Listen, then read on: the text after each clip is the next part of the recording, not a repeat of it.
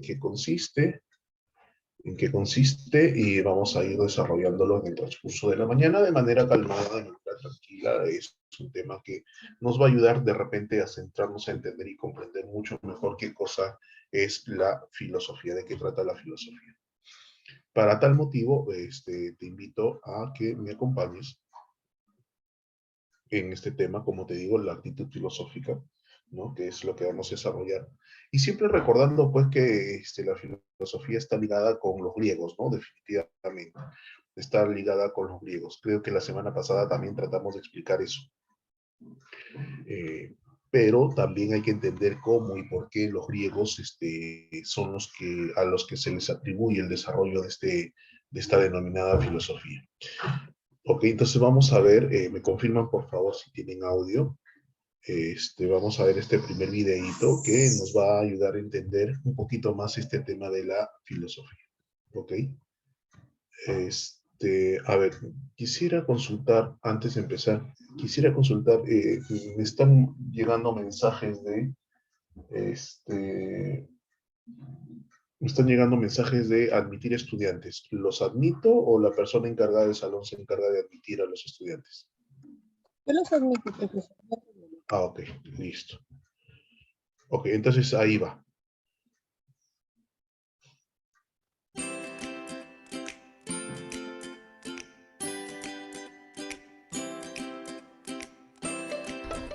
Cuenta la leyenda que un profesor de filosofía en un examen final colocó una silla frente a sus alumnos y les dijo: «Demuéstrenme que esta silla no existe». La mayoría de los estudiantes improvisaron complejas teorías sobre la realidad y la percepción, pero uno de ellos escribió algo rápidamente y entregó el examen a los pocos segundos. Este estudiante, por cierto, fue el que mayor nota obtuvo. ¿Tienes curiosidad por saber qué respondió? Lo que escribió fue... A ver, si me estás siguiendo el video, ¿qué crees tú que haya respondido ese estudiante? El profesor le pregunta, demuéstrame que esta silla, pone una silla en el centro del salón y les pone, ¿no? Demuéstrame que esta silla no existe.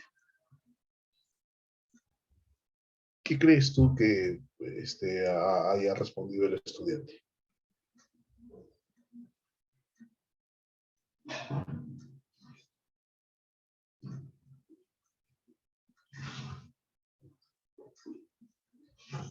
¿Mm?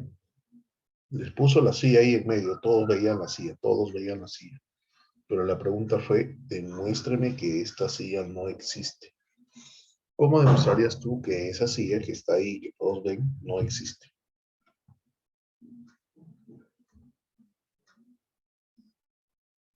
¿Alguien se anima? ¿O simplemente coloca y no tengo ni idea?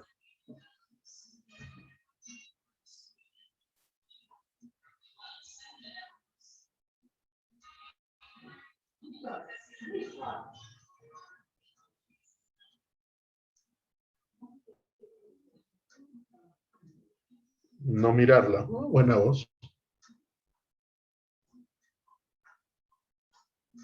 Buena voz, podría ser, ¿no? Veamos qué respondió el estudiante. ¿Qué silla? Esta nota obtuvo. ¿Tienes curiosidad por saber qué respondió? Lo que escribió fue... ¿Qué silla? Esta no es más que una anécdota simpática que... Su respuesta fue, ¿qué silla? Mira, el profesor preguntó, puso la silla ahí y dijo, demuéstrame que esta silla no existe. Y la simple respuesta del estudiante fue, ¿qué silla? Nada más, fue esa. Sigamos viendo y escuchando el video. Eso es una anécdota, como vas a escuchar. Pero esa anécdota es la que nos va a permitir entender lo que quiero que entiendas.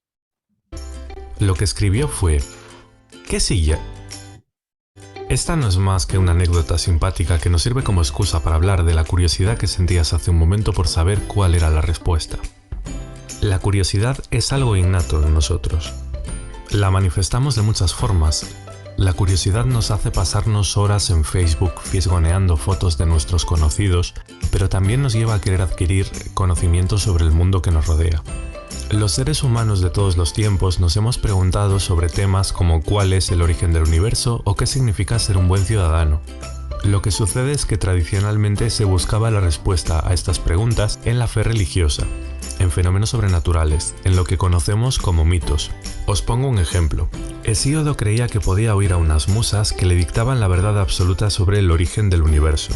Decía que solo existía el caos hasta que aparecieron unos dioses con poderes tipo X-Men que no paraban de pelearse entre ellos, dando lugar, entre tanto, al mundo que conocemos.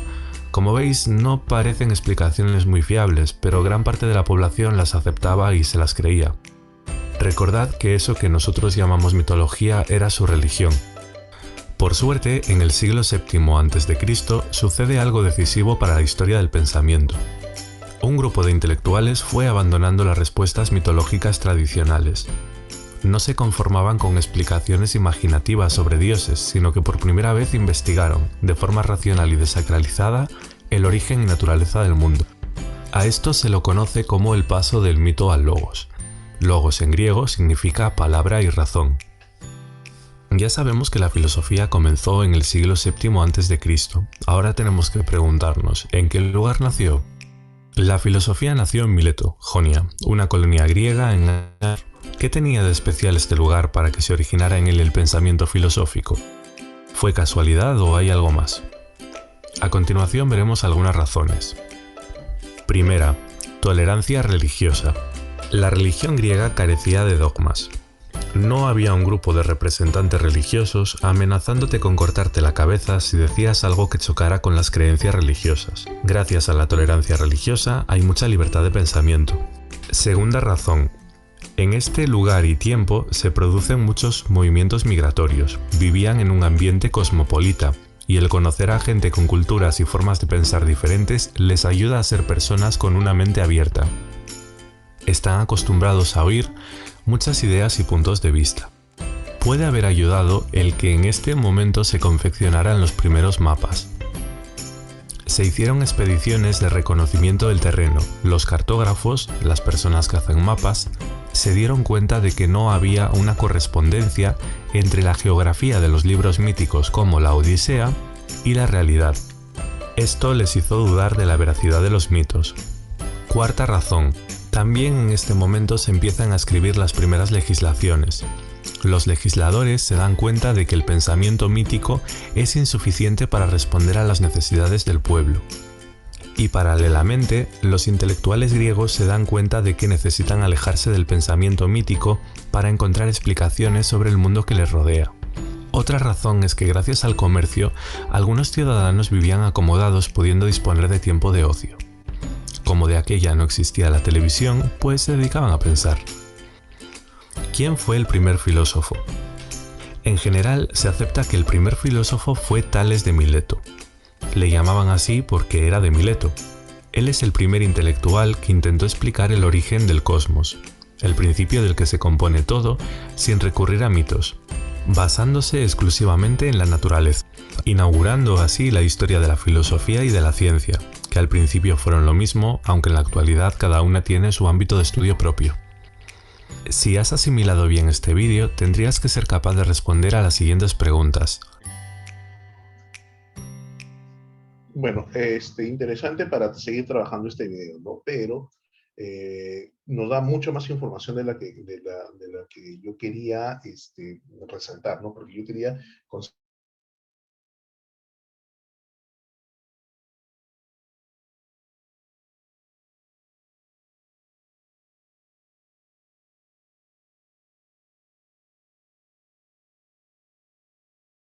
esa palabra curiosidad.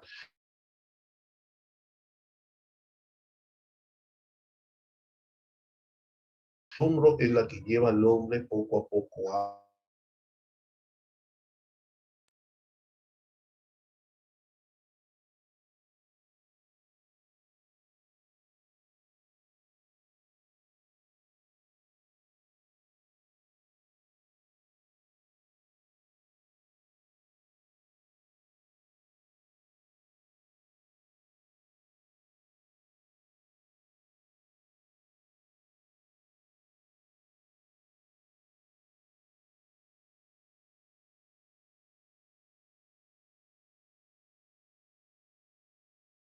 del asombro, qué tan importante es, pero el video también nos hablaba acerca del surgimiento de la filosofía. Y en cuanto al surgimiento de la filosofía, debes recordar que hay dos factores importantes, ¿ok? Uno, dos condiciones, no es que factores, las condiciones objetivas y las condiciones subjetivas para el surgimiento y el nacimiento de lo que se denomina filosofía, que eso siempre debes tomarlo en cuenta. Tranquilamente pueden preguntar, por ejemplo, este tema los estudiantes no le prestan mucha atención porque piensan que solamente van a preguntar acerca de filósofos, ¿no? Entonces se dedican a estudiar a Platón, a Aristóteles, a Kant, a Nietzsche, ¿cierto? Y de repente se olvidan esta parte que es muy importante, entender y comprender cómo nace la filosofía. Entonces, hay dos condiciones, no te debéis olvidar, las condiciones objetivas y las condiciones subjetivas. ¿A qué se refiere el profesor con las condiciones objetivas? Y cuando nosotros hablamos de las condiciones objetivas, ya en el video te había mencionado algunas, ¿no? Ya en el video te había mencionado algunas, ¿no? Por ejemplo, las condiciones socioeconómicas, ¿no? Cuando en el video te hablaba acerca del ambiente cosmopolita, ¿no? El ambiente cosmopolita y este hecho de que había comercio, el hecho de que había comercio, esas condiciones socioeconómicas, porque esas condiciones socioeconómicas van a propiciar.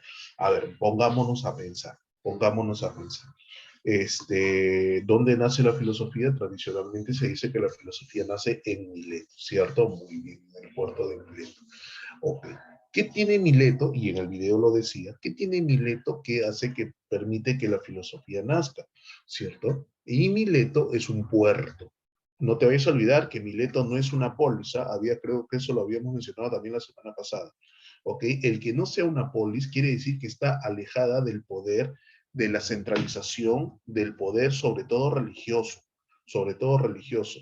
Entonces, al estar alejado del poder religioso, había libertad de pensamiento.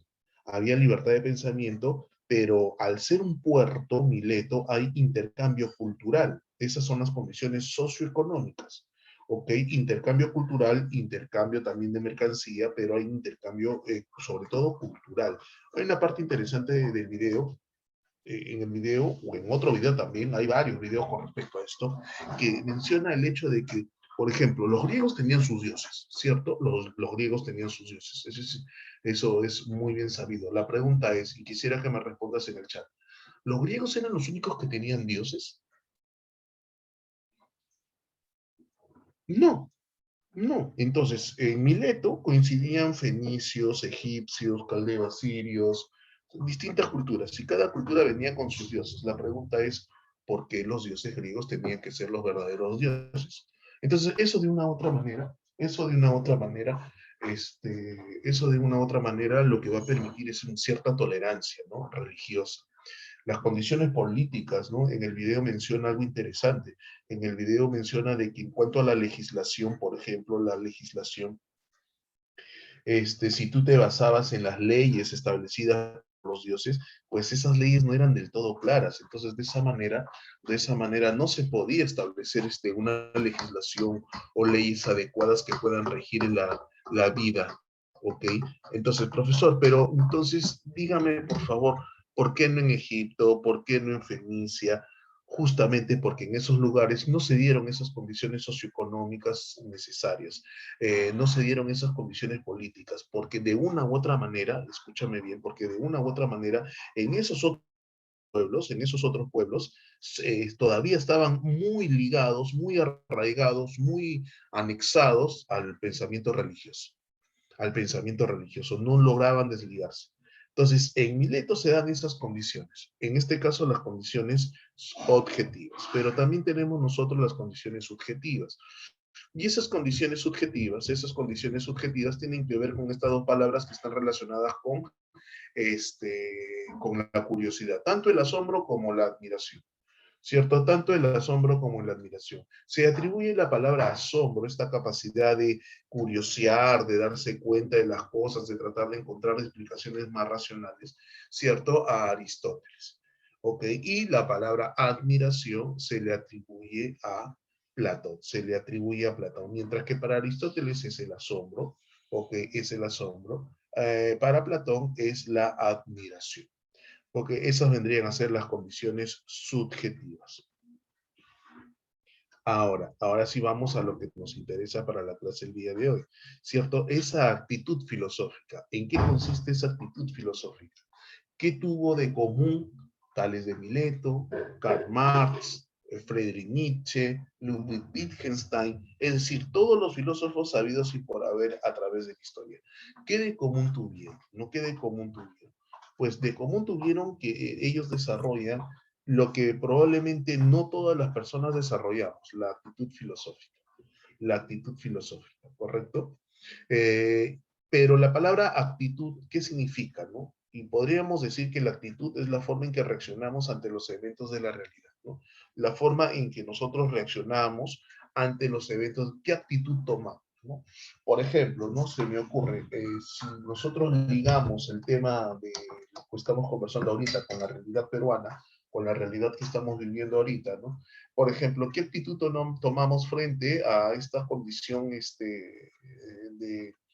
de la situación política que estamos viviendo en la actualidad? Hay personas que tienen actitudes a favor de un candidato, hay otras personas que tienen actitudes a favor del otro candidato. Hay personas que están indignadas ante esta situación, no están de acuerdo ni con uno ni con otro. Pero los tres casos son formas de reaccionar ante los eventos de la realidad, ¿no? Entonces nos llama la atención, nos asombra, nos admira la situación que vivimos, ¿correcto? La, la situación que vivimos, ¿ok? Esa es la actitud. Entonces nosotros nos formamos actitudes, la actitud es la forma de reaccionar, la postura que tomamos ante diversos eventos de la sociedad, de la realidad, en realidad, no solamente de la sociedad, sino de la realidad, ¿no? Hay gente, por ejemplo, que toma cierta actitud ante los desastres naturales, ante la contaminación ambiental. Hay gente que es indiferente, no toma una actitud ni a favor ni en contra, simplemente se mantiene indiferente, ¿correcto? Pero lo cierto es que la actitud es esa forma, como bien dice el texto en la pantalla, de reaccionar que tenemos ante lo que ocurre, lo que acontece en la realidad. Esa actitud puede ser positiva, puede ser negativa o puede ser neutra. O puede ser neutra. En el caso de la filosofía, nosotros, de la actitud filosófica, vamos a ver que hay distintas actitudes frente a la realidad. Hay distintas, variadas actitudes frente a la realidad. Ok, muchas actitudes. Hay variadas, ¿no? Vamos a ver, ¿cuáles son esas actitudes frente a la realidad? Vamos a ver. Tenemos una actitud pragmática, ¿no? La actitud pragmática está relacionada con esas reacciones que tienen las personas, es decir, son aquellas personas que de una u otra manera siempre están buscándole utilidad a las cosas. Ante la vida tienen una actitud pragmática, ante la realidad. ¿Sirve? No sirve, ¿ok? ¿Le puedo dar utilidad? Entonces lo mantengo, lo conservo, me es útil, ¿cierto? Si no me sirve, si no sirve para nada, entonces simplemente lo desecho. Y su vida la van viendo de esa manera, en función pragmática. Ellos no se hacen problemas por analizar, por entender, por comprender, no. Las personas que suelen tener una actitud pragmática, esta actitud pragmática, de una u otra manera, está ligada a la utilidad que la realidad tiene para estas personas. Vuelvo a repetir. ¿Es útil? ¿No es útil? Eh, si no es útil, entonces lo desecho. Pero, ¿qué riesgos puede tener la actitud pragmática de las personas? ¿Qué riesgos puede tener la actitud pragmática? Porque de repente uno puede decir, es cierto, profesor, si las cosas no sirven, entonces se desechan, ¿no? Sí, pues efectivamente, cuando un celular empieza a fallar, entonces tú agarras y dices, "Oh, ya tengo que cambiarlo, ya no tengo que cambiarlo porque ya no me está sirviendo, ¿no? Tengo que cambiarlo". La pregunta es, ¿y esto ocurre igual con las personas? Es decir, se me ocurre, en una sociedad, las personas pues que tienen 70, 75 años ya no son productivas, no son tan productivas. Inclusive algunos podrían decir que hasta podrían ser una carga para la sociedad, ¿no? Hasta podrían ser una carga para la sociedad. Una actitud pragmática, entonces podría ser que estas personas, pues, ¿sabes qué? Entonces, no nos conviene, mira, y no estoy diciendo que sea correcto, pero no conviene que este tipo de personas siga existiendo porque, caramba, en vez de traernos desarrollo, nos traen retraso. Mira, ayudan mucho, estoy de acuerdo contigo, Nicolás, ¿no? Pero te estoy hablando desde el punto de vista pragmático. Hay muchos ejemplos a nivel de historia universal que nos pueden de repente dar ejemplos positivos de lo pragmático como ejemplos negativos de lo pragmático, ¿no? De lo pragmático. Entonces sí, pues ahí ese es el riesgo que ocurre el tema del pragmatismo, ¿no? Ese es el riesgo que ocurre el tema del pragmatismo. Pero si te das cuenta, Nicolás, si te das cuenta, hoy en día vivimos una sociedad muy pragmática, ¿no? Las nuevas generaciones son muy pragmáticas en tema de relaciones interpersonales, ¿no? Relaciones amorosas, ¿por qué no decirlo, no? Ya muy pocas veces vemos relaciones de larga data, ¿no? De una duración considerable, ¿no? Inmediatamente, si, bueno, ya no sirve esta relación, o sea, no pelean por la relación, no luchan por su relación, simplemente no funciona, chao, nos damos media vuelta y listo, se acabó. Profe, pero es así, la vida tiene que ser así, la vida continúa. Ah, ya. Entonces, ahí tú te das cuenta que esa persona tiene una actitud pragmática. ¿Será la única actitud que existe? También tenemos para las personas que tienen una actitud estética, ¿no? Una actitud estética frente a la vida. Y la estética, pues, tiene que ver con los estándares de belleza, los estándares de goce, de placer que pueda tener una persona, ¿no? Pero vamos a poner ejemplos, vamos a poner ejemplos. Yo me estoy adelantando. Simplemente voy a colocar pragmática, estética, religiosa, moral, y la que nos interesa a nosotros es la filosófica, ¿no? Entonces, los distintos libros, textos de preparación preuniversitaria, donde tú vas a encontrar información acerca de este tema, casi todos coinciden en que esas son las distintas actitudes que tenemos frente a la realidad, ¿no? Una actitud pragmática, una actitud estética, una actitud religiosa, una actitud moral y una actitud filosófica, ¿no? Veamos la primera, ¿no? La actitud pragmática, como te decía, valora las cosas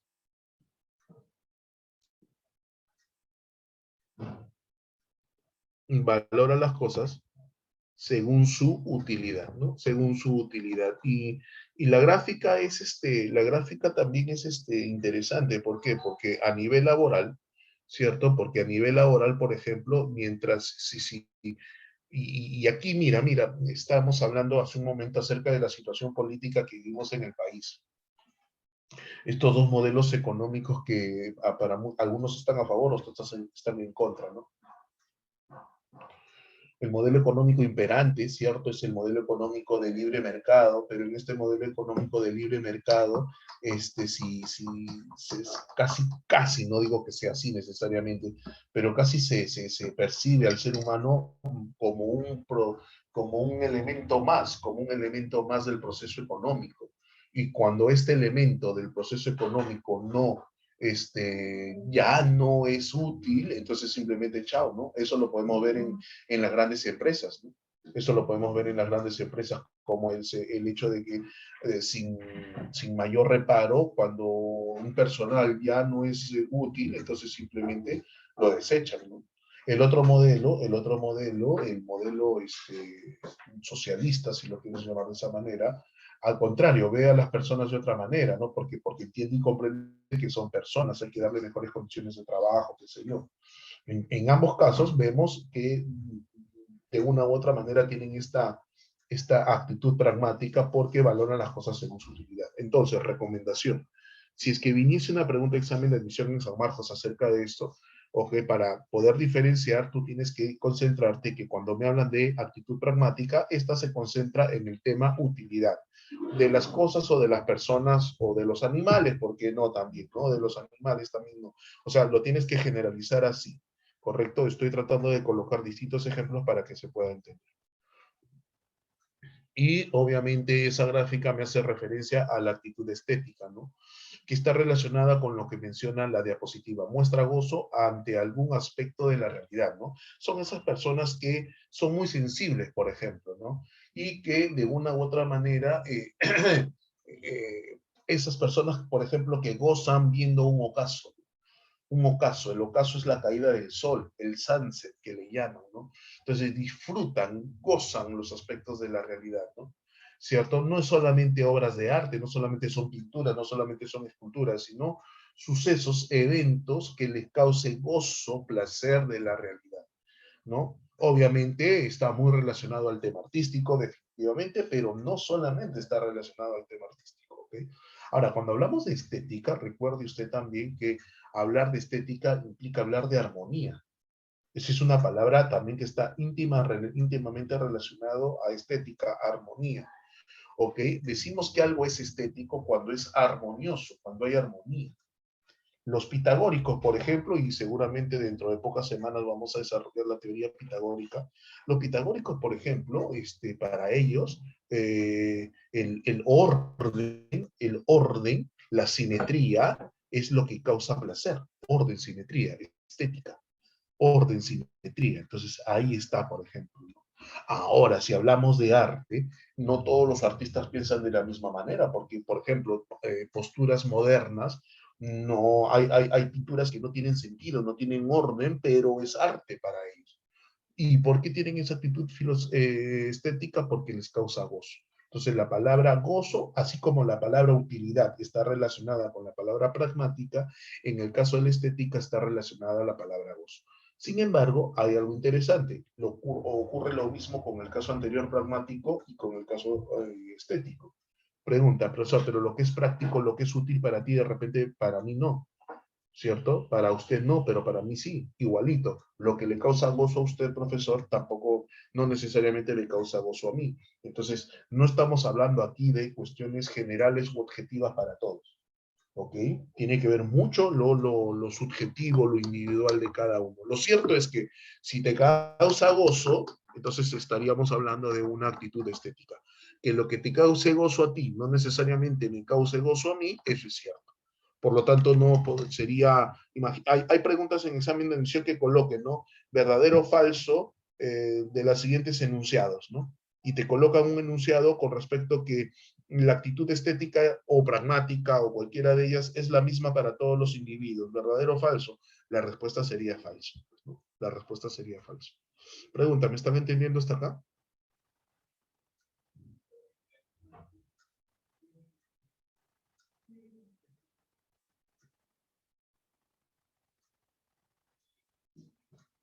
Sí, listo. Gracias, Isabel. Sí, profesor. Listo. Ahora, otra actitud, la actitud religiosa, ¿no? Motivada por las creencias teológicas, ¿no? Y aquí, obviamente. Y aquí hace un rato yo te preguntaba, ¿no? ¿Acaso eran los griegos los únicos que tenían dioses? No, los egipcios, los caldeos, cada uno de ellos tiene sus dioses. Y hasta el día de hoy eso se mantiene. ¿Correcto? Claro que sí. Si nosotros vamos a la India, si nosotros vamos a la India es politeísta. La India tiene varios dioses. Habrás visto de repente a través de dibujos o a través de repente de un documental por ahí que hay dioses que tienen cabeza de león, por ejemplo, de cabeza de elefante, perdón, ¿no? Entonces, cuerpo humano y cabeza de elefante. Entonces, esos dioses hasta el día de hoy se mantienen, ¿no? Entonces, estas personas, las que desarrollan una actitud religiosa, son aquellas personas que su vida gira en torno a sus creencias teológicas. Y aquí el mismo ejemplo que el anterior. Ok, a ver, la actitud religiosa. A ver, en este caso, hay que analizar bien la pregunta en el momento en que venga, ¿no? ¿Ok? O sea, a ver, cuando yo pregunté hace un rato, la actitud pragmática, la actitud estética, ¿es la misma para todos los seres? Dije que era falso, ¿no? Pero si me pongo a pensar, podría ser verdadera la respuesta. ¿Por qué? Porque la actitud ciertamente es la misma, pero la manifestación o la forma en que te cause a ti, yo creo que ahí sí es individual. Lo mismo ocurre aquí en el tema religioso. ¿Por qué? Porque la persona cristiana, la persona católica, la persona musulmana, la persona de religión hindú, la persona de cualquier otra religión, todas seguían su actitud religiosa, absolutamente todas. ¿Cierto? Sí, porque su vida gira en torno a la religión, a sus creencias, perfecto. Pero sus manifestaciones, o en lo que ellos creen es lo mismo, no necesariamente. Ahí hay que tener cuidado. Ahí hay que tener cuidado, ¿no? Entonces pongámonos a pensar en personas, y seguramente en casa debe haber personas que son muy creyentes, ¿no? Que son muy creyentes, ¿cierto? Mamá, papá, la abuelita, el tío, ¿no? Y que gran parte de su vida gira en torno a este tema de las creencias teológicas, ¿no? Ahora, en el caso particular de la actitud religiosa, mira cómo esta está probablemente, no digo que sea cierto, pero probablemente muy alejada de la actitud científica, que es otra actitud que no vamos a tocar el día de hoy, porque eso lo vamos a desarrollar cuando nos toque epistemología. ¿A qué me refiero? Me refiero, por ejemplo, que hay personas que sus creencias teológicas son tan fuertes, que, por ejemplo, ellos dicen que no se van a vacunar. ¿Y por qué? Porque Dios decide. Dios, si Dios quiere, me contagio, y si tengo que partir, pues partiré, ¿no? Es su tendencia. Es como a ver, no quiero pecar de ignorante, pero las personas y si alguien pertenece a esta religión, me corrige, por favor, si estoy equivocado, ¿ya? Los que son testigos de Jehová, si es que este movimiento de testigos de Jehová, si es que mal no recuerdo, esas personas, por ejemplo, no aceptan transfusiones, ¿cierto? De sangre, por ejemplo, no permiten que hagan este tipo de operaciones, transfusiones de sangre, ¿no? A pesar de que una otra persona pragmática, por ejemplo, un médico, un doctor, le dice, si no realizamos la transfusión, su pariente se muere. Pues no lo hacemos. Pero entienda, por favor, esta persona se va a morir. Entienda, por favor, esta persona, no, lo siento, déjenlo ahí, eso no se puede hacer. O sea, se mueve tanto, es tan fuerte su actitud religiosa, que lo lleva a ese nivel, ¿no? Que lo lleva a ese nivel.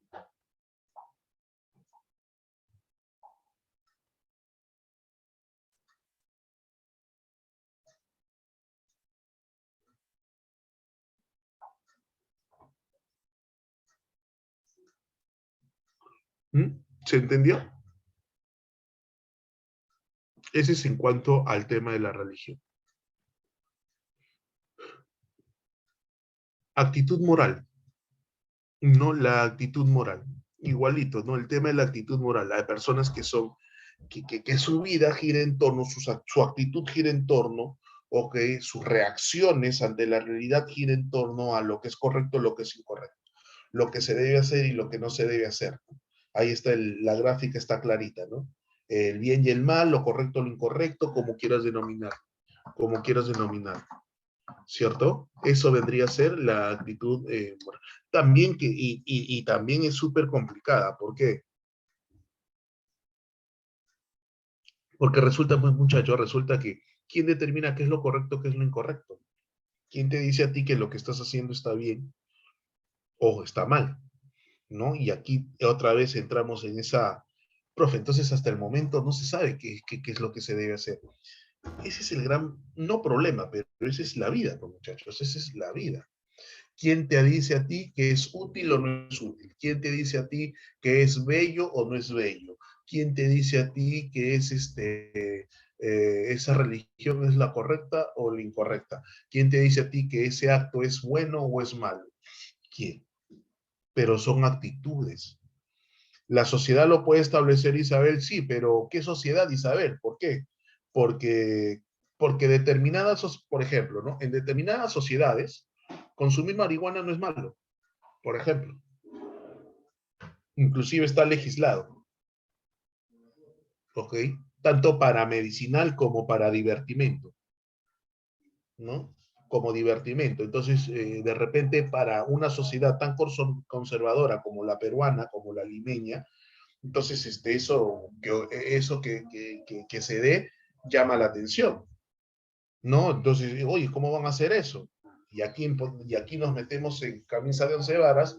¿Por qué? Porque hablamos, por ejemplo, de temas tan controversiales como el aborto. Como el aborto. ¿Se debe abortar? ¿No se debe abortar? ¿Está bien? ¿Está mal? ¿No? Entonces, esa es la actitud moral. Esa es la actitud moral. Sin embargo, la que nos interesa a nosotros es esta de acá, ¿no? Es esta de acá. Dicho sea de paso, muchachos, esa ruma de libros que usted ve ahí en la gráfica que estoy pasando, esa es una colección que el diario El Comercio sacó. Y si tienes oportunidad de visitar algún puesto de periódicos por tu casa, probablemente encuentres la colección ahí. En el centro de Lima, por donde justamente antes de llegar a Girón de la Unión, por donde una de las paralelas a Girón de la Unión, antes de llegar a la avenida Bancay, ahí justamente vas a encontrar el diario, la sede del diario El Comercio, y ahí vas a encontrar personas que alrededor, puestos de periódicos así, que venden esa colección. Es recomendable, yo me he leído unos 3 de esos, no tengo todos, también necesito conseguirlos todos, necesito... Ah, no, sí los tengo, pero los tengo en PDF. En verdad, el otro día me pasaron el enlace. Sí los tengo en PDF y de ahí muchas veces saco información para las clases. Pero sí te recomiendo eso, sí te recomiendo eso, esos libros. Bueno, esa es la actitud filosófica. Pero si hay algo que decir con respecto a la actitud filosófica, yo creo que lo primero que tendría que decir es que la actitud filosófica engloba a las anteriores. Pragmática, estética, religiosa, moral, a todas las engloba. ¿Ok? Las engloba. ¿Cómo que las engloba, profesor? Es decir, que las admite a todas. Porque cuando nosotros decimos, escúchame bien lo que te voy a decir, cuando nosotros decimos, pragmática, ¿es útil o no es útil? Ya, listo. Entonces, la actitud pragmática es cuando la persona gira su entorno, su vida, gira claro, su vida, su estilo de vida, en función a lo que es útil o no es útil.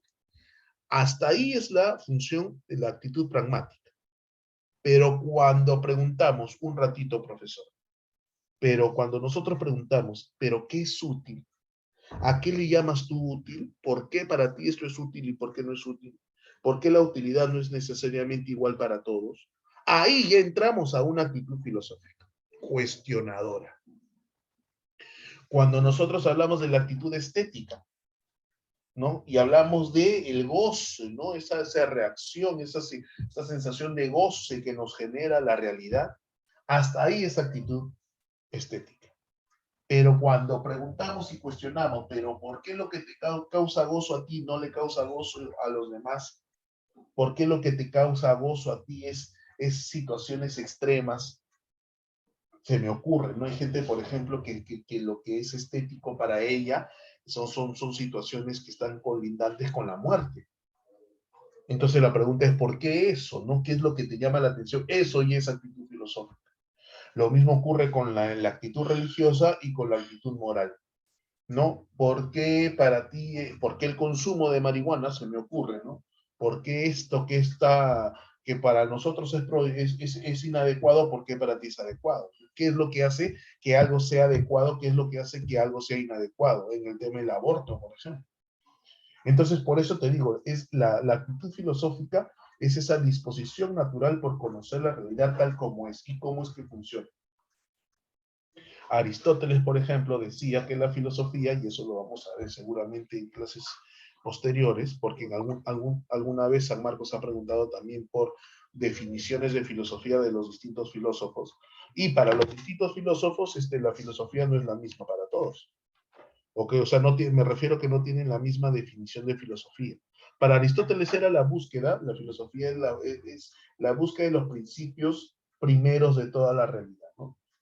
El principio último de la realidad, el principio último de la realidad. Es decir, buscar el origen de todo, la causa de todo. No, eso era para Aristóteles. Correcto, pero eso implica conocer la realidad tal como es la realidad. Y acá ya empezamos un poquito utilizando una palabra coloquial y empezamos a volar, ¿no? Empezamos a volar porque una pregunta interesante, ya, profe, chévere, pero ¿y qué cosa es la realidad? ¿Qué cosa será la realidad? ¿La realidad es lo que ves? ¿La realidad es solo lo que tú ves? ¿Solo lo que se puede tocar? ¿Existe una realidad que no podemos ver y tocar? ¿Tú qué piensas? ¿Tú qué dices?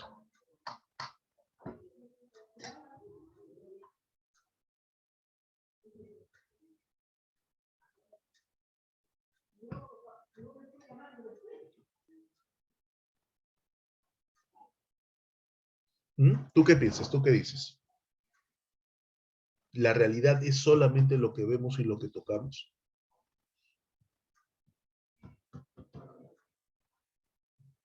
¿Eso será realidad? Bueno, ya nos estamos saliendo un poquito del tema de San Marco, porque esta no es una clase de filosofía propiamente dicha. No es aquí nosotros lo que queremos que quede en claro es, claro, Natanael, es algo también que podemos creer, ¿no? O sea, la realidad, hay cosas que no vemos, que no tocamos, que no sentimos, pero no quiere decir que no sea real. No quiere decir que no sé, y los filósofos se han dedicado justamente a conocer eso, ¿no? Lo que algunos llaman las esencias, la esencia de todo, que es lo que permite que todo sea como es, ¿correcto? Acá te voy a compartir un video, porque te voy a compartir un video este, voy a compartir el video de un señor argentino, ya es un filósofo argentino. Ya casi permíteme, por favor, decirte la envidia sana que particularmente siento hacia los argentinos, porque dicho sea de paso, su situación económica está mal, ¿no? Su situación económica de los argentinos está pero terrible, terrible, terrible, muy mal, ¿cierto? Pero hay un detalle. A nivel de educación, los argentinos están muy desarrollados, a nivel de educación. Así como acá en el Perú, en Argentina hay un canal del Estado, ok, hay un canal del Estado. Y ese canal del Estado, así como en Perú, solamente que en Perú, al parecer nosotros no valoramos el canal del Estado, que es Canal TV Perú o Canal 7, ¿no? Es un canal que tiene programas muy educativos, pero a pesar de eso en Argentina nos sacan años luz de ventaja, porque sus programas educativos son muy, muy, muy buenos. Este es uno de ellos, se llama Encuentros. Y aquí lo que vamos a analizar es lo que justamente aparece acá. ¿Cuáles son las preguntas de la filosofía? Hablando de la actitud filosófica, es lo que nos interesa. ¿Cuáles son las preguntas de la filosofía? Escuchemos detenidamente. Eh, Aquí aprende en casa, definitivamente, pero allá no solamente aprende en casa, hay unos programas de distintos temas muy interesantes. Hay un programa que yo suelo utilizar algunos videos de ellos para psicología 3G, pero ya seguramente cuando nos toque psicología y determinado tema lo utilizaré. Pero para filosofía es este que está acá. Escucha, por favor.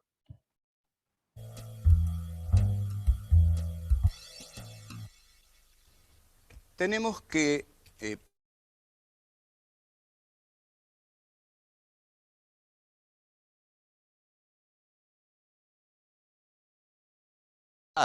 por las preguntas de la ¿Por qué crees filosofía. tú La filosofía hace que la preguntas filosofía que hace no preguntas todos que no quieren todos quieren preguntarse, preguntarse? porque hace preguntas Que no todos quieren preguntarse.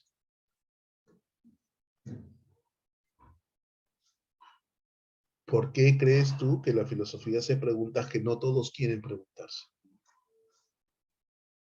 ¿Qué tienen las preguntas filosóficas que hace que las personas no quieran preguntarse por eso?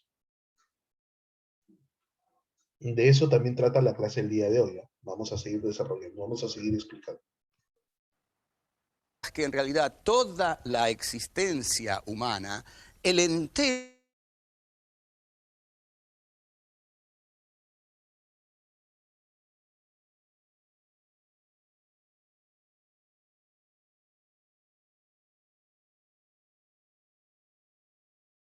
en el que habitamos está ordenado. Porque hay gente que tiene tanto y gente que tiene tan poco. Esas son las... Mira, y voy a ir deteniendo para entender, ¿eh? Voy a ir deteniendo para ir comprendiendo. Interesante lo que plantea, ¿no? ¿Por qué es tan injusto el universo? Dice, ¿no? ¿Por qué es tan injusto el universo? Y mira cómo la filosofía está metido en todo, absolutamente todo, inclusive en el cine, ¿no? En el cine y en estas cosas que algunas personas no le prestan atención. ¿A qué me refiero? Esta franquicia, el universo Marvel, ¿no? El universo Marvel bueno, los que son seguidores, los que les gusta, ¿no? No estoy diciendo que sea lo único, pero estoy poniéndolo como ejemplo. Cuando apareció esta película de Avengers eh, Infinity War y luego Endgame, era el personaje malo, por decirlo así, el villano era Thanos, ¿no? Pero Thanos tenía una postura interesante, ¿no? Thanos, la justificación para hacer lo que quería hacer era poner equilibrio en el universo, porque el universo estaba totalmente desbocado. Y si continuaba así el universo, lo que iba a traer consigo es su propia destrucción. En el fondo, Thanos quería salvar al universo. Pero la forma de salvar al universo, ¿cuál era? Disminuir a la mitad de pobladores de todo el universo, de la Tierra, en todos los planetas. A la mitad. ¿No? A la mitad. Y inclusive Thanos utiliza, para los que han seguido la película, utiliza un argumento interesante. Yo no voy a decidir quién vive y quién muere. Eso va a ser al azar. Cuando da el chasquido de los dedos, el azar determina quién se va, quién se queda. La pregunta es, ¿no fue justo eso? Y ahí empieza todo un foro de discusión, ¿no? Si tú vieras los foros de discusión que hay acerca de esto, hay algunos que están a favor, otros que están en contra, pero ¿acaso es justo el universo? ¿Acaso es justo, por ejemplo, que existan tantos seres humanos destruyendo el planeta? Porque lo que estamos haciendo es destruyendo el planeta. Estamos destruyendo el lugar donde vivimos. Mira qué tan, a ver, no sé, disculpa si es una palabra muy fuerte, pero mira qué tan estúpido es el ser humano que está destruyendo el lugar donde está viviendo. Pero la gente no se hace ese tipo de preguntas. ¿Por qué? Porque la gente prefiere pensar, no, si igual me voy a morir, hay que vivir, ¿no? La gente prefiere la diversión, la gente prefiere vivir el momento, la gente prefiere, qué sé yo, pero no se hace ese tipo de preguntas. Y cuando aparece alguien que hace ese tipo de preguntas, dice, las onceras, eso no te lleva a nada. ¿Por qué? Porque generalmente la filosofía hace preguntas que no necesariamente tienen respuestas inmediatas. Disculpa, ¿me estás entendiendo hasta acá?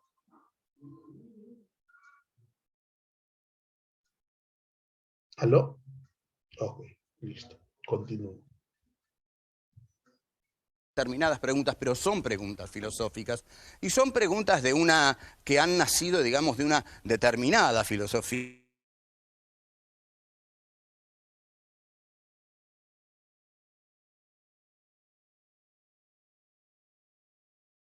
La filosofía del y por qué algunos tienen tanto y otros tan poco. Y escribió un enorme libro, El Capital, que bueno, ya entraremos en eso. Ahora, las preguntas de la filosofía, las fundamentales, son del siguiente tipo, porque, digamos, la hicieron los griegos. Los griegos se asombraron de estar en medio de tanta maravilla y dijeron, todo esto que hay y que yo veo es algo, pero es un algo enorme.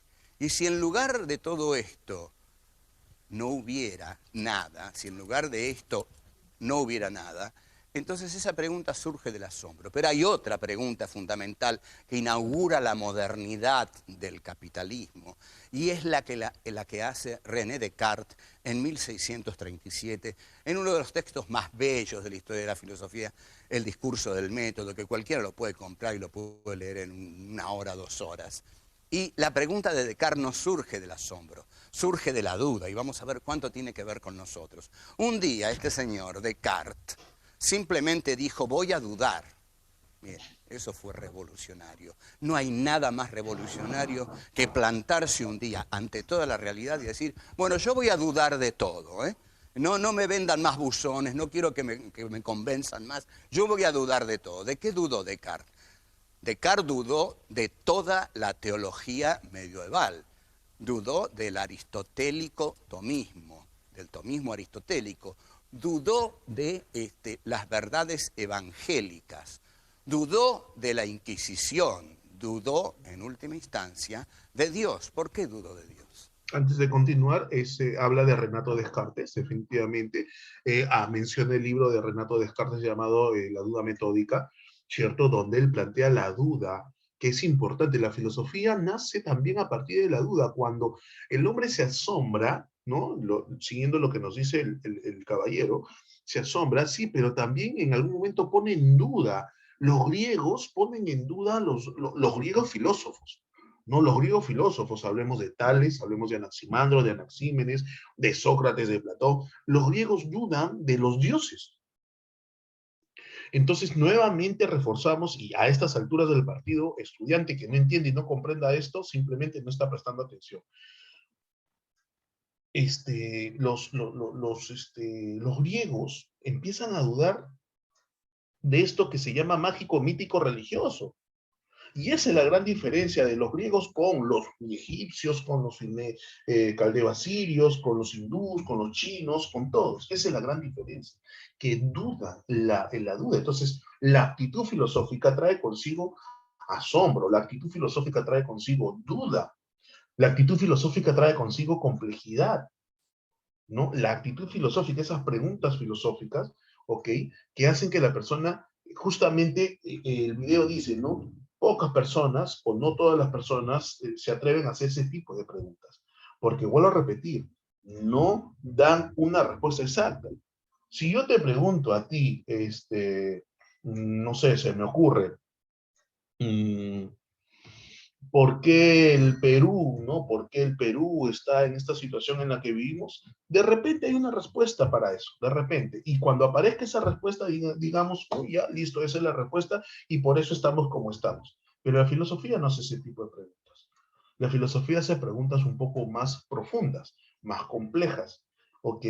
Y que lamentablemente, no todas las personas encuentran en estas preguntas el goce, el placer de simplemente plantearlas. ¿Por qué? Porque, nuevamente, yo creo que hoy en día las personas son excesivamente pragmáticas y necesitan respuestas. O sea, pregunta, respuesta, pregunta, respuesta. La filosofía no es pregunta, la respuesta. Entonces, profesor, la filosofía es pregunta, pregunta, pregunta, pregunta, pregunta. Que esas preguntas traen respuestas, pero a su vez me generan otras preguntas. ¿Ok? El mundo pragmático, la pragmática al contrario, lo que busca es pregunta, respuesta y se acabó. Y ahí nomás queda. Sigamos con el video. Porque Descartes dijo, voy a dudar de todo. Y cuando alguien dice voy a dudar de todo, tiene que dudar de Dios. Y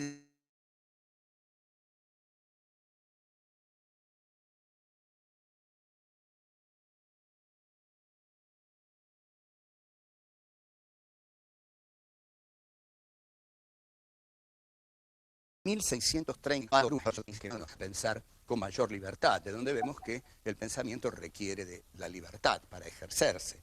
En Holanda, Descartes dice, voy a dudar de todo. Y después dice, pero de lo que no puedo dudar es de mi duda. Y después dice, bueno, pero si yo dudo es porque pienso, porque mi duda surge de una actitud del pensamiento. Entonces, dice, ¿de qué puedo no dudar? De mi pensamiento. Y saca la célebre fórmula, pienso, luego existo. Pero me interesa más que nos mantengamos en la cuestión de la duda. Cuando él dice, voy a dudar de todo, nosotros hoy deberíamos decir también, dudemos de todo. ¿Qué hizo Descartes? Descartes apagó el televisor de la teología medieval. Ese era un televisor tremendo. Además, si uno no veía esos programas, la Inquisición lo quemaba. Si uno no creía en lo que decía ese televisor, la Inquisición lo quemaba. Torquemada le golpeaba la puerta a uno y a la hoguera. Entonces Descartes tuvo el enorme coraje de afirmar su propia subjetividad. Voy a juzgar a partir. Esto es revolucionario en filosofía. Esto es lo que la filosofía tiene de contestatario, de revolucionario, de nuevo. Esto es lo que le puede cambiar la vida a usted. Descartes dijo, yo voy a dudar de todo. No les voy a creer más a todos aquellos que me dicen que tengo que creer en la verdad revelada de... La pregunta es, si voy a dudar de todo, ¿eso me puede llevar a alguna certeza? Si voy a dudar de todo, ¿eso me puede llevar a alguna certeza? O sea, ¿puedo tener en claro algo en la vida?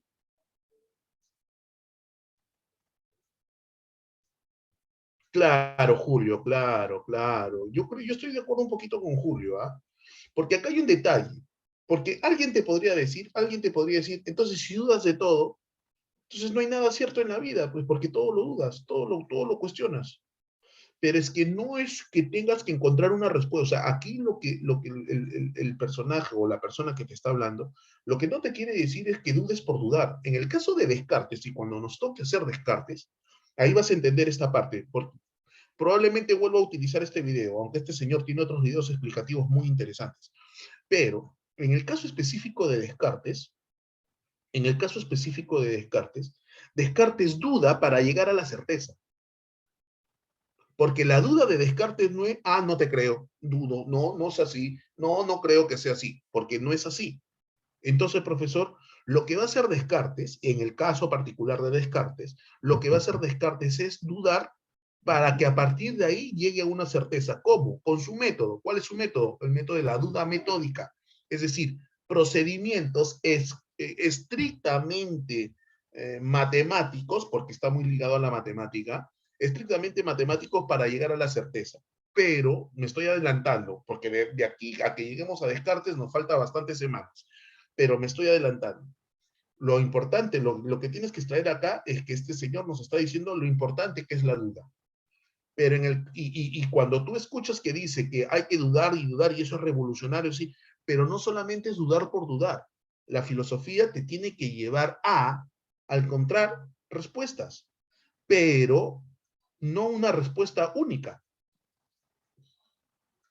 Y en el caso particular de Descartes, él va a utilizar un método para alcanzar, a partir de la duda, llegar a la certeza. Sigamos.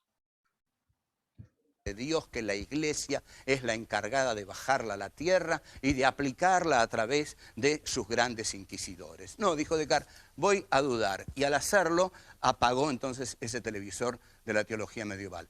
¿Qué tal si nosotros un día de estos, digamos, estamos en casa, y estamos en casa como estamos habitualmente, ¿no? Sentados ahí, chuc, chuc, chuc, chuc, chuc, chuc, dale, dale, dale con el zapping de una cosa a la otra y no nos importa nada.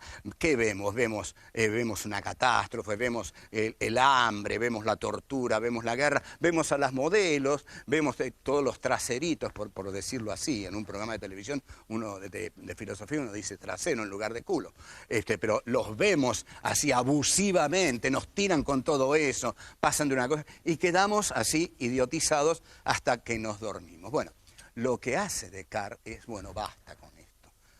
Tiro el control remoto al diablo, agarro el otro aparatito y ¡tac!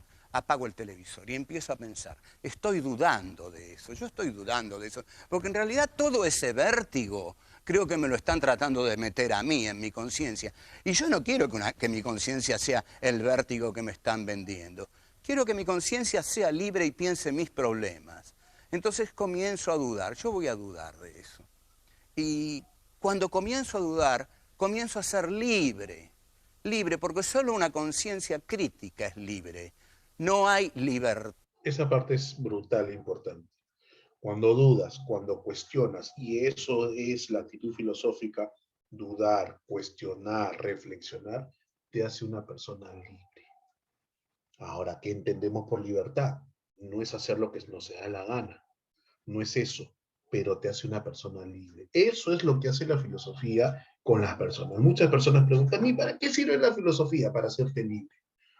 ¿Por qué? Porque si tú te das cuenta del mensaje que nos está mandando este señor, estoy sentado viendo televisión, veo una cosa, otra cosa, y no sé, pues me venden. Hoy en día la televisión, el internet nos mandan un montón de información y muchas veces pensamos cómo quieren que pensemos. Si tú piensas como piensan los otros que quieren que pienses, no eres libre, pues hijo. Escucha lo que te estoy diciendo. ¿Qué trae consigo la actitud filosófica? La actitud filosófica trae consigo libertad. Profesor, ¿nos está diciendo entonces que muchas personas no son libres? Sí, pues no son libres. ¿Por qué? Porque piensan como los otros quieren que piensen. Porque no dudan, porque no cuestionan, porque no reflexionan. Porque no ponen en cuestionamiento lo que ocurre. ¿Cierto? Entonces es importante, la actitud filosófica es súper importante en la vida de los seres humanos. Si no está alimentada por la crítica, y la crítica solo puede ser ejercida a partir de la autenticidad del ¿Qué sujeto tal? ¿Qué te pareció este señor? El programa se llama Filosofía Aquí y Ahora. El programa se llama Encuentro. El programa se llama Encuentro, Filosofía Aquí y Ahora. No recuerdo qué canal argentino es, pero es un canal del Estado. Creo que se llama Encuentro el canal.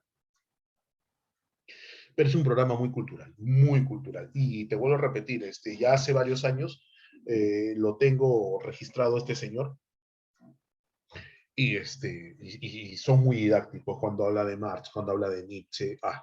Es una delicia, pero para la clase del día de hoy, lo que nos interesa el día de hoy, ¿ok? Es el tema de la actitud filosófica y cómo es que la actitud filosófica tiene que ver con la duda, cómo tiene que ver con la crítica y sobre todo que la actitud filosófica te hace libre, porque te permite reflexionar, criticar, no estar contento, satisfecho con una respuesta.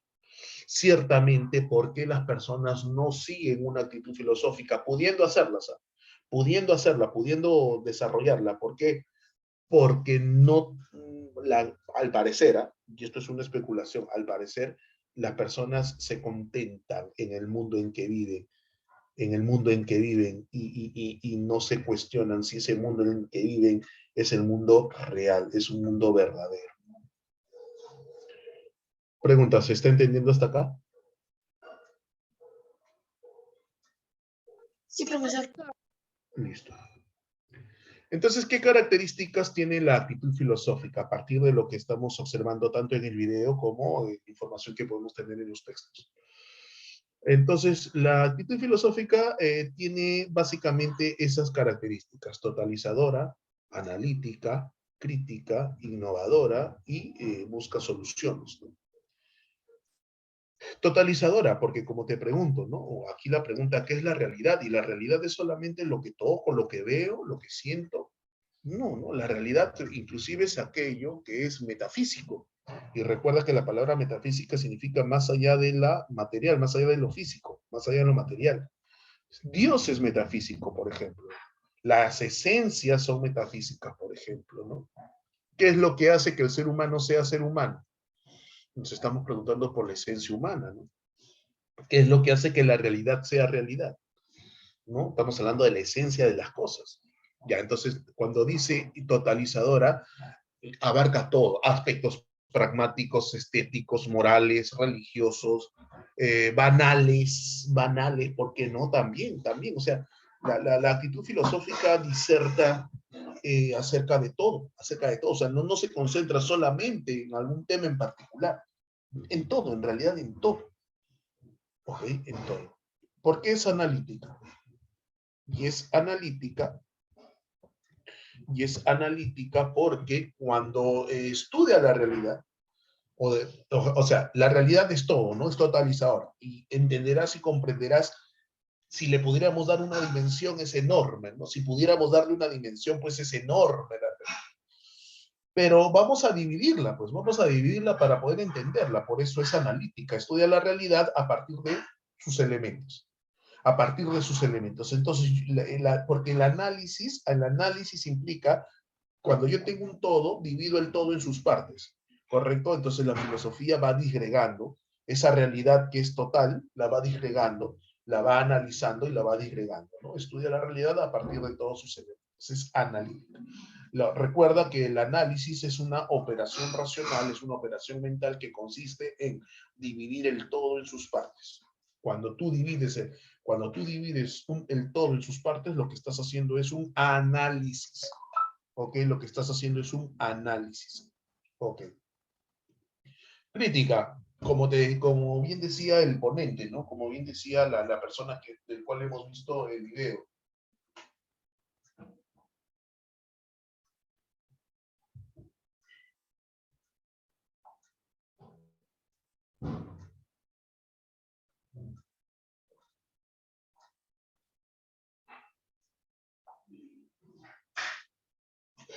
evalúa la realidad antes de emitir juicio alguno.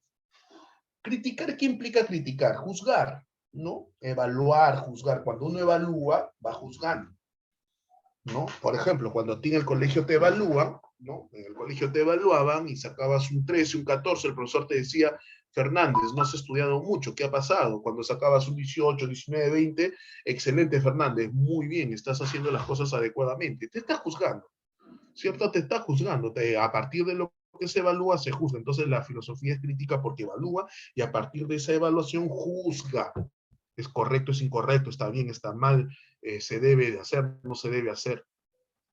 Evalúa la realidad antes de emitir un juicio, pero la filosofía no se queda callada, la filosofía emite un juicio, y es por eso que la filosofía se compra el pleito.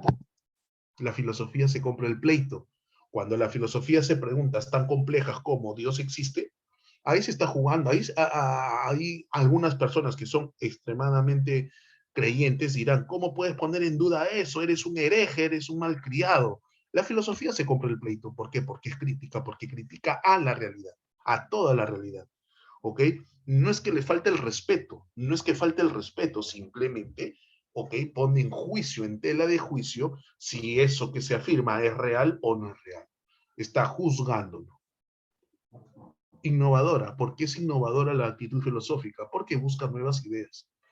La filosofía podríamos decir que es inquieta, ¿no? Extremadamente inquieta. ¿Por qué? Porque no se queda tranquila con lo que ya se conoce, busca nuevas ideas.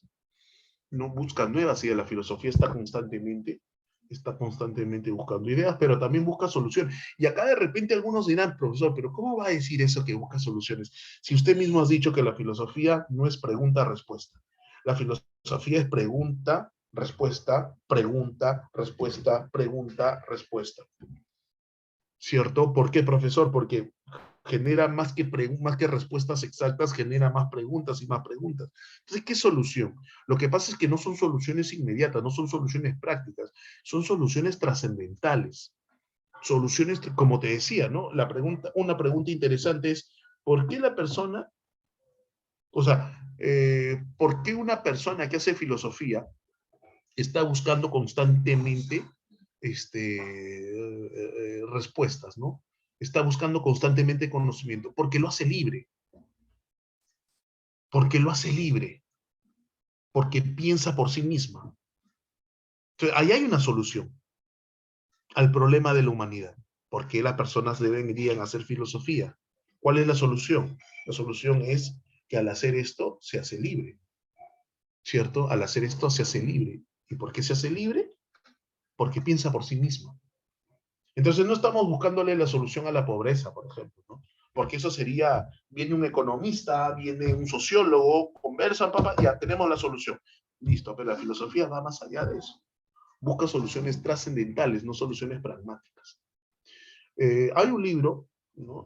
Hablando de hace un rato te mencioné esa colección de libros del comercio que te he mencionado, pero hay un libro, creo que lo mencioné también la semana pasada, El mundo de Sofía, así se llama el libro, El mundo de Sofía, que es un libro, sí, es de varias páginas, más de 300 creo. No recuerdo el número exacto de páginas, pero lo cierto es que es un libro bien interesante, que no es tan difícil de digerir, de entender.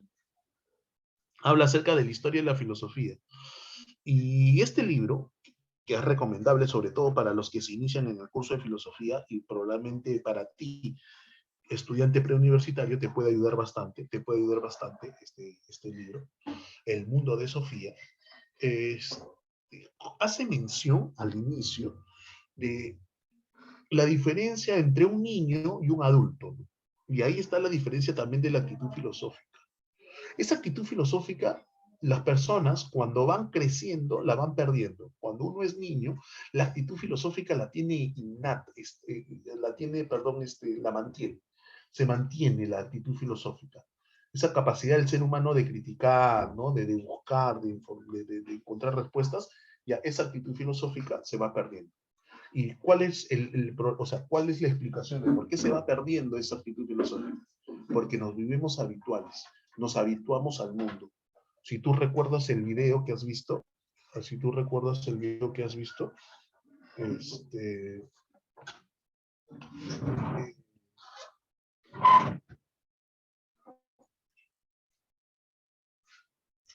el señor decía, ¿no? Te sientas en la televisión, y pasas y pasas y buscas una u otra cosa, pero nunca te preguntas si eso es verdadero. Eso es lo que nos ocurre, ¿no? Nos sentamos a ver Netflix, nos sentamos a ver Amazon Prime, nos sentamos a ver Disney Plus, pero no nos cuestionamos, simplemente vemos y vemos, ah, qué bonito, uy, salió el Capitán América, qué bonito. O, por ejemplo, ¿no? Se me ocurre, muchas personas que cuando salió hace un rato utilicé el ejemplo de Civil War y de Infinity War y de Endgame, la gente, ah, qué bacán, mira, los efectos especiales, qué bonito. Pero no todos se pusieron a pensar, oye, pero Thanos tiene razón. Pero Thanos, sí, pues, ¿no? Al parecer los malos son los Avengers, Tony Stark, el Capitán América. Yo creo que esos son egoístas porque están pensando solamente en revivir a sus amigos, pero no están pensando en todos. Entonces muchas personas simplemente se sientan, ven una novela, uy, lloró, uy, se casó, o ven un programa de televisión, un reality, ajá, qué bonito, mira cómo compiten. Pero nadie va más allá de. En el mundo de Sofía, en el libro del mundo de Sofía, hace referencia al conejo que sale del sombrero, ¿no? Como pone como ejemplo un mago cuando hace magia, ¿no? Hace su show de magia y saca un conejo del sombrero. Ese es un truco, es una ilusión. Saca efectivamente un conejo del sombrero. Pero cuando eres adulto, ok, eso ya no te llama la atención porque probablemente o simplemente te cansaste de preguntarte cómo lo hizo o ya tienes la respuesta de cómo lo hace. Pero quien nunca deja de asombrarse cada vez que lo ve es un niño. Entonces, ahí está la analogía, ¿no? La analogía de esa actitud filosófica. La actitud filosófica, si a mí en examen de admisión tratan de hacer una pregunta como la que yo estoy tratando de plantear, la actitud filosófica se asemeja más a ¿qué? ¿A un niño o a un adulto? ¿Se asemeja más a qué? ¿A un niño o a un adulto? La respuesta es eso, un niño. ¿Por qué? Porque este niño, vamos a decir así, todavía tiene su conciencia pura, su alma pura, y cuestiona, pregunta, ¿no? Cuestiona, pregunta. En cambio, una persona adulta o ya se habituó o ya tiene respuestas a algunas cosas, ¿no? O ya se habituó o ya tiene respuestas a algunas cosas.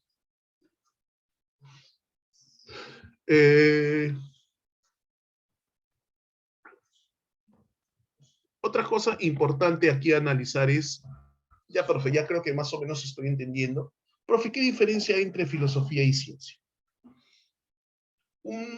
Vamos a tratar de establecer algunas diferencias entre filosofía y ciencia para que tú puedas seguir entendiendo y comprendiendo este tema, ¿no? Lo cierto también es que la ciencia nace de la filosofía. Así como la filosofía surge del asombro, de la admiración, surge del asombro de la admiración. La ciencia definitivamente nace de la filosofía, pero no necesariamente son lo mismo. No necesariamente son lo mismo. En primer lugar, la ciencia busca tener una concepción particular de la realidad. ¿Por qué, profesor? Porque ahí tenemos nosotros, dentro de la ciencia tenemos nosotros, a la física, la química, la biología, entre otras ciencias. Pero cada una se dedica a una parte de la realidad. La física, por ejemplo, en el movimiento de los cuerpos. La química, por ejemplo, en la composición de los cuerpos. Pueden estar interrelacionadas, sí, pero no necesariamente son lo mismo, ¿no? ¿Cierto? La biología, por ejemplo, ¿no? El funcionamiento de los seres vivos. Ciertamente es que para entender el funcionamiento de los seres vivos, necesito de física y de química, claro que sí. Por ejemplo, un ser vivo, el ser humano, definitivamente, ¿no? El ser humano, ¿qué tiene que ver la química con la biología, por ejemplo? Muchísimo, pues, ¿no? Si hablamos nosotros de sistema nervioso, en el caso del ser humano, hablamos de los neurotransmisores. Si hablamos de los neurotransmisores, por ejemplo, tenemos la dopamina, la serotonina, las endorfinas, y estas sustancias químicas, ¿ok? Regulan el buen funcionamiento del cerebro y están relacionadas con algunas conductas o algunas reacciones humanas. Por ejemplo, ¿no? Pero, mira, están combinadas, pero se dedican solamente a un tema en particular. Y como hemos dicho nosotros hace un rato, la filosofía o la actitud filosófica es totalizadora porque busca una concepción general. O sea, no se interesa solamente por el funcionamiento, por la química, sino por aquello integral de la sociedad, de la realidad, perdón, no de la sociedad, me equivoqué, sino de la realidad. Una concepción general, no se concentra solamente, no se contenta solamente con explicar parte de la realidad, sino lo que quiere es explicar toda la realidad, lo cual es una tarea titánica.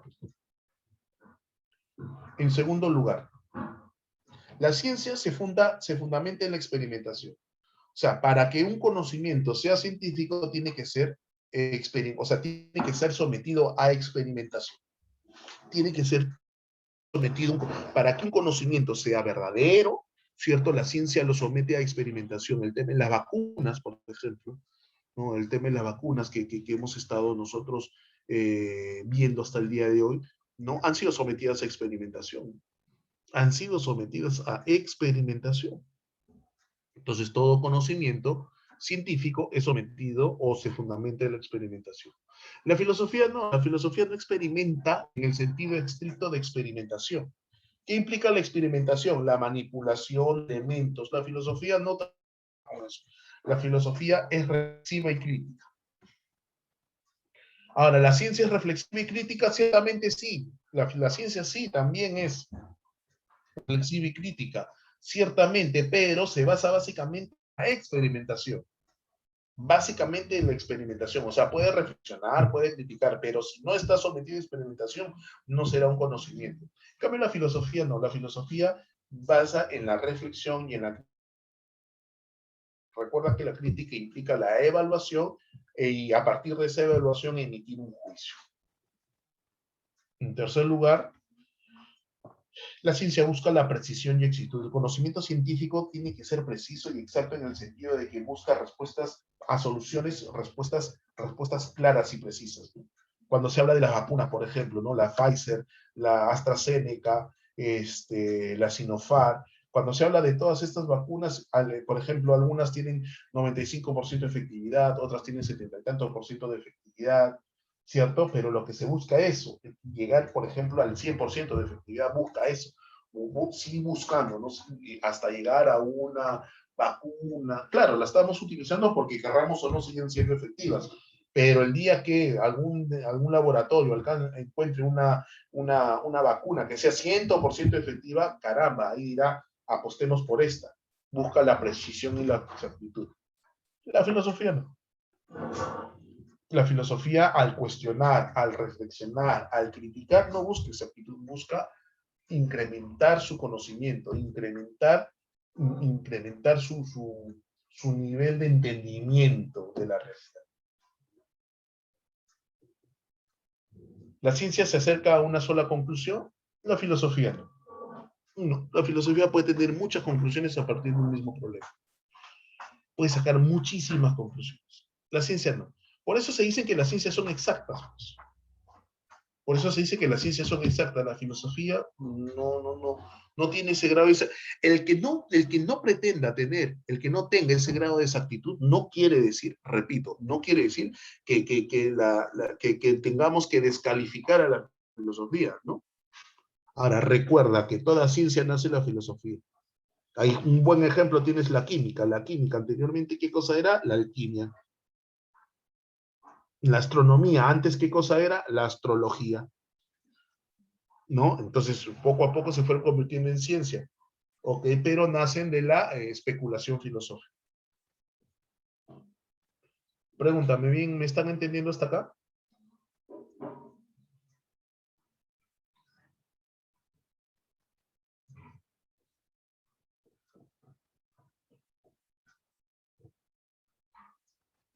Ok, listo.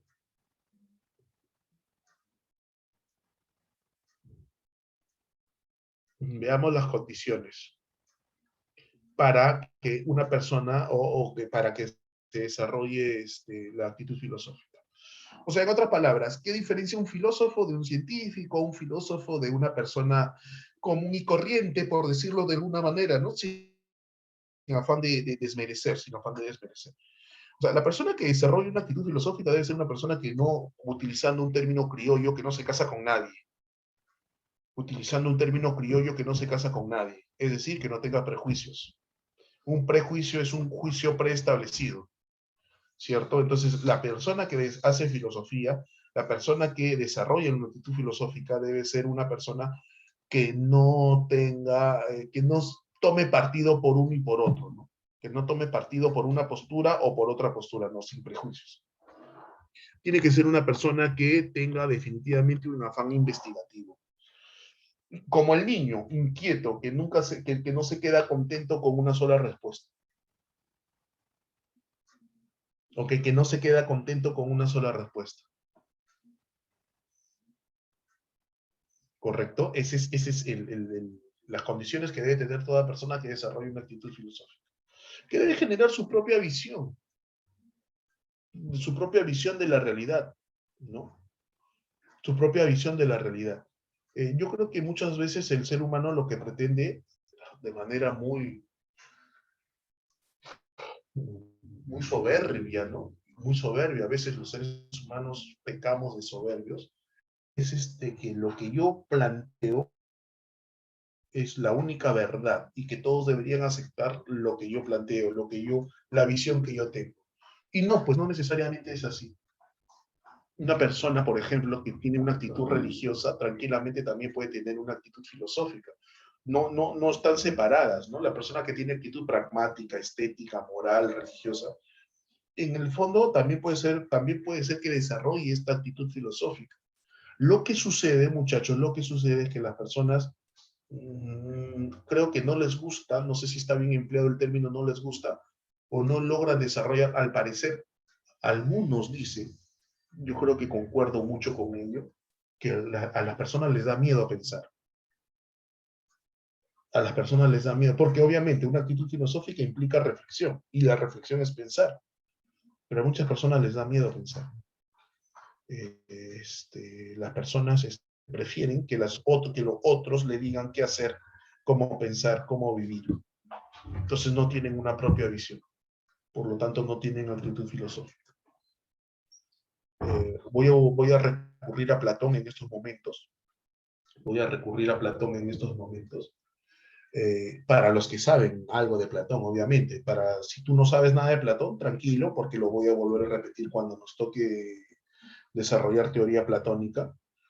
Pero Platón, por ejemplo, en su mito de las cavernas, en el mito de las cavernas, Platón menciona, ¿no? Menciona de que en el fondo de la caverna, en la parte oscura de la caverna, están los hombres atados mirando a la pared, al fondo de la caverna, y lo único que ven son sombras, proyectadas por un fuego interno, que son sombras, ¿no? Solamente son sombras. Y nunca se cuestionan.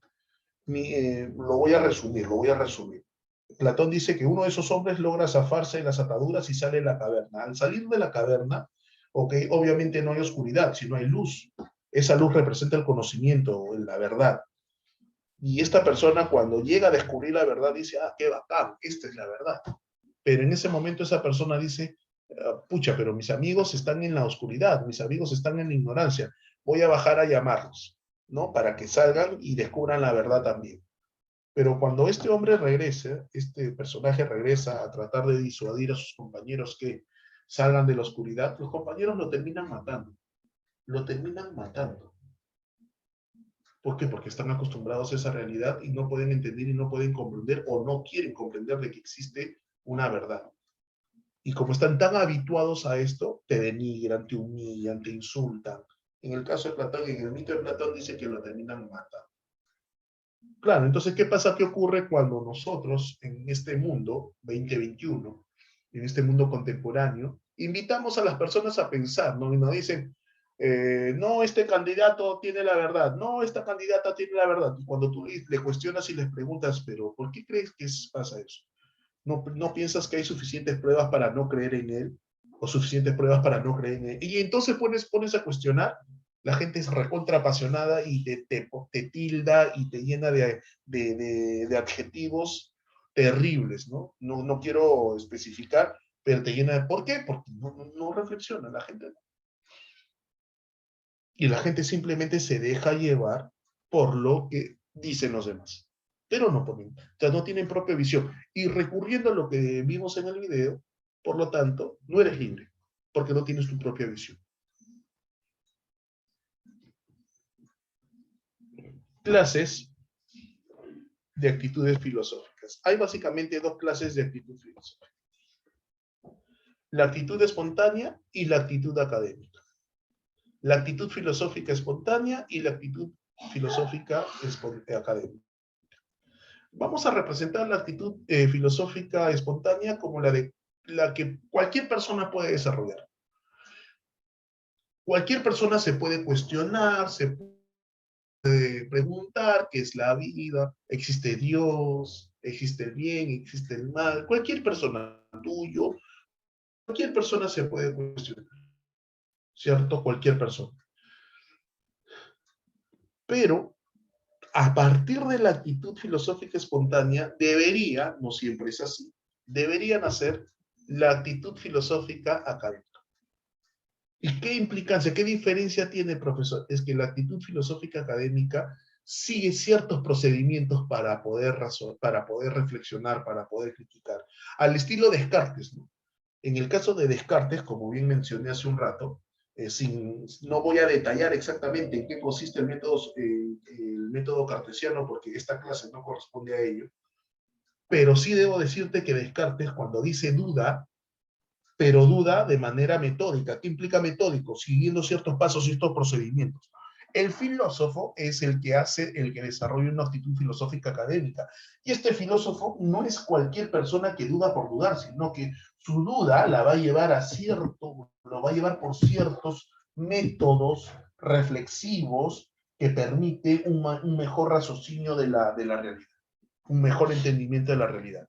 Entonces, la actitud filosófica espontánea es la de la persona común y corriente, la que duda, la que se asombra, pero ahí queda, no hace más por de repente querer encontrar respuestas ante aquello que lo lleva a dudar, lo lleva a asombrarse, no hace más. En cambio, el académico sí, la actitud filosófica académica sí, te invita, te lleva a querer encontrar respuestas que puedan satisfacer, ¿no?, esa necesidad. Entonces, esas son dos características o dos tipos de la actitud filosófica, la espontánea una y la académica la otra. Entonces, ¿es universal la actitud filosófica? Sí es universal, porque busca el conocimiento de la totalidad de las cosas, es totalmente universal. ¿Ok? Es totalmente universal, recuerda, o totalizador, hace un rato lo hemos dicho, ¿no? Es racional, reflexiva, crítica, pero racional. ¿Ok? ¿Por qué racional? Importante entender esto. ¿Por qué racional? Porque las respuestas que encuentran no son respuestas así al azar. Son respuestas porque así es. Pues no es así. Sino que tienen sustento lógico. Las respuestas que busca la actitud filosófica son aquellas que buscan, que tienen un sustento lógico, un sustento racional. O sea, tiene sentido. O sea, su respuesta tiene sentido. Tiene sentido. Que no le vaya a gustar a todos es otra cosa, pero que tiene razón, tiene razón. Como el hecho tan controversial de si Dios existe o no existe, ¿no? Hay filósofos que así, de manera radical, dicen, así como hay filósofos que dicen que Dios sí existe. Hay filósofos que dicen que Dios no existe, y ambos tienen justificaciones racionales. Aunque parezca mentira, aunque parezca contradictorio, ambos tienen justificaciones racionales. Aristóteles, por ejemplo, Tomás de Aquino, que tiene influencia aristotélica, ¿okay?, demuestra la existencia de Dios y lo hace de manera lógica, racional, ¿okay? Y todo indica de que efectivamente esa lógica, o sea, ese sustento lógico no tiene refutación. Y que eso nos lleva a entender, a comprender, no voy a detallar la teoría tomista ahorita, pero a que Dios existe. Sin embargo, aparecen personajes como Marx, como Nietzsche, por ejemplo, que dice, sobre todo Marx, ¿no? Engels, que dice, Dios no existe, y da una justificación lógica y racional de que Dios no existe. No nos vamos a pelear ahorita de verdad si Dios existe o no existe. Lo cierto es que sus argumentos sí son lógicos, sí son racionales. Que sean verdaderos es otra cosa. No me vayas a confundir las cosas. Es radical, ¿por qué? Porque busca la raíz de todo fundamento. Repito, Aristóteles que buscaba, Aristóteles justamente decía, ¿no? Aristóteles justamente decía de que la filosofía es la búsqueda del principio último de la realidad. Así, de todo fundamento. Y es apodíctico. ¿Por qué apodíctico? ¿Qué significa apodíctico, profesor? Porque exige pruebas, razones y demostraciones. Pero esas pruebas, razones y demostraciones son lógicas. Por eso son racionales, son lógicas. ¿Alguna pregunta hasta acá? Nos quedan unos 5 minutos todavía para que tengan tiempo de descansar un poco, para que tengan tiempo de desayunar. Preguntas, pregunten lo que deseen, pregunten lo que deseen. Lancen preguntas, por favor.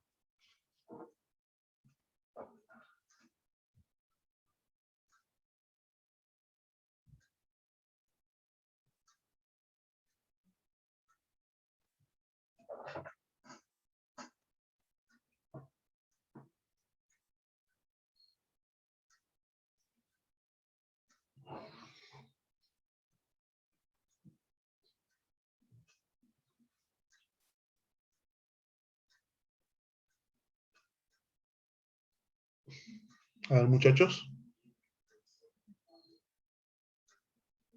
¿Ha estado claro hasta acá? ¿Se ha entendido alguna duda que tengan con respecto al tema desarrollado el día de hoy?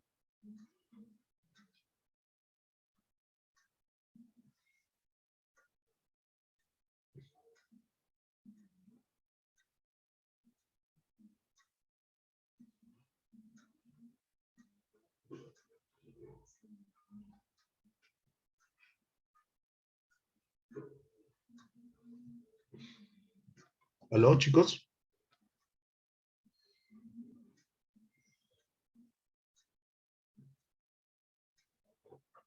Profesor, yo no tengo ni una duda. ¿Todo bien? ¿Todo tranquilo? Mm. A ver, mira, qué contradictorio es, porque si no tienen ninguna duda, entonces hemos hecho poca filosofía. Debería haber varias dudas. Lo que pasa es que aquí hay dos cosas, ¿no? Me quedó claro, profesor, y me alegra que te haya quedado claro porque eso te va a servir definitivamente para tu examen de admisión. Ya tienes claro por qué es totalizadora, por qué es racional, por qué es apodíctica, ¿no? Que esto de la filosofía, la actitud filosófica me lleva a ser libre. Que eso te haya quedado claro, perfecto, me alegro, pero sí me preocupa, ya dejando de lado el examen de admisión, de que no tengas ninguna duda para cuestionar algunas cosas, ¿no? Por ejemplo, cuestionar lo que yo digo. ¿Cómo que cuestiona, profesor? Pero si usted no creo que usted nos esté mintiendo. No es que te mienta, no es que te mienta, pero sí deberías dudar, ¿no? Inclusive de lo que se te dice, ¿no? Porque si tú, vuelvo a repetir, vamos a separar las cosas. Si yo separo la información que necesitas para el examen de admisión y me dices que haces entendido eso, lo aplaudo, perfecto, gracias. Hice mi trabajo el día de hoy y me siento bien, porque eso es lo que tú necesitas para tu examen de admisión. Pero el otro lado es, si tú vas a tomar como certero todo lo que se te dice, tu profe de historia, tu profe de geografía, tu profe de matemática, tu profe de filosofía, entonces vas a hacer como en el ejemplo que dice el video, que me siento, veo televisión y me creo todo lo que veo en la televisión o en el internet. Sin decirme, oye, ¿será cierto eso? ¿Será verdad eso? Eso sí me preocupa. Entonces, la invitación es, ya dejando de lado el tema de admisión, insisto, si lo has entendido, lo aplaudo, me alegra bastante y quisiera que lo repases siempre para que des un buen examen de admisión y obviamente ingreses. Pero pregúntate, pues no, pregúntate, ¿será cierto lo que me dice el profesor? A ver, voy a revisar, voy a buscar información, porque esa es la actitud filosófica, ¿no? Voy a revisar, a ver, el profesor dijo esto, voy a revisar. Recuerda que si algo tiene la actitud filosófica es que es inquieta, no es estática, es inquieta, la actitud filosófica siempre está buscando, ¿no? Siempre está buscando eso. ¿Por qué? Porque no te vayas a olvidar de lo último que te voy a mencionar. Eso te hace libre. Eso te hace libre. porque te forma tu propia idea, tu propio pensamiento, ¿no? O sea, no asumes que todo lo que se te dice tiene que ser así. Si a partir de lo que tú investigas, descubres que lo que se te dice es así, ya, pero ya lo descubriste tú. Pero investigaste, pero buscaste. ¿Ok? ¿Se entendió el último mensaje, muchachos?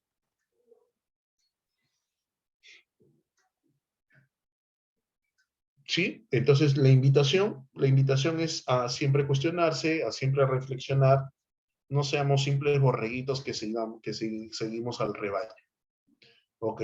Listo, que tengan un bonito día, ¿no? Que tengan un bonito día, a seguir cuidándose, por favor, este tema de la pandemia todavía no pasa, ¿ok? Y a seguir cuidándonos. Listo, nos quedamos aquí. La semana pasada sí las envié, ¿ah? La semana pasada envié de psicología y filosofía, se las alcancé al coordinador para que se las pase a ustedes. Esta semana seguramente haré lo mismo. Claro, las de hoy sí, las de hoy sí se las voy a hacer llegar de todas maneras. Ok, listo, bye.